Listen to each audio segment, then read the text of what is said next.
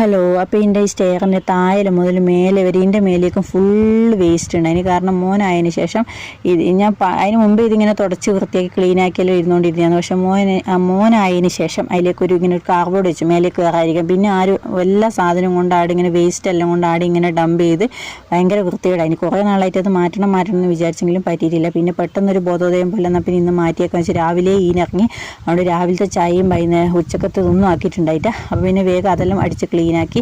പിന്നെ ഏട്ടൻ്റെ അടുത്ത് കുറച്ച് മാങ്ങ കൊണ്ടുവന്നാൽ പിന്നെ പെട്ടെന്ന് ഒരു കാര്യമില്ലാണ്ട് ഞാൻ വിചാരിച്ചെന്നാൽ അതെടുത്തിട്ട് ഉപ്പിലിടാന്ന് അതിന് വേണ്ടി അയക്കാൻ നോക്കിയിട്ട് ആ സാധനം എങ്ങനെ അയക്കാൻ കിട്ടുന്നില്ല. അവസാനം ഞാനത് കീറയിലേക്ക് ഇട്ട് കുറച്ച് ചേമ്പ് കൂടി ഉണ്ടായിന്.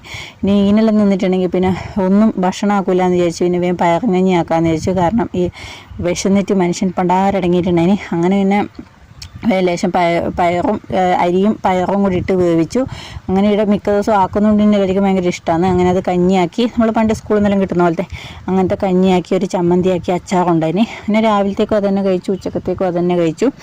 അങ്ങനെ അന്നത്തെ ദിവസം അങ്ങനെ അങ്ങ് പോയി. ചില ദിവസങ്ങളിൽ നമുക്ക് ചില പണിയെല്ലാം എടുത്തു കഴിയുമ്പോൾ ഭയങ്കര ക്ഷീണം വരും, പിന്നെ ഒന്നും ചെയ്യാൻ കഴിയില്ല, ഭയങ്കര മടുപ്പായിരിക്കും. അങ്ങനെയുള്ളൊരു ദിവസമായിരുന്നു ഉണ്ടായിരുന്നത്. പിന്നെ വേറെ വീഡിയോ ഒന്നും എടുത്തിട്ടില്ല. അപ്പോൾ ഇഷ്ടപ്പെട്ട സപ്പോർട്ട് ചെയ്യുക. Thank you.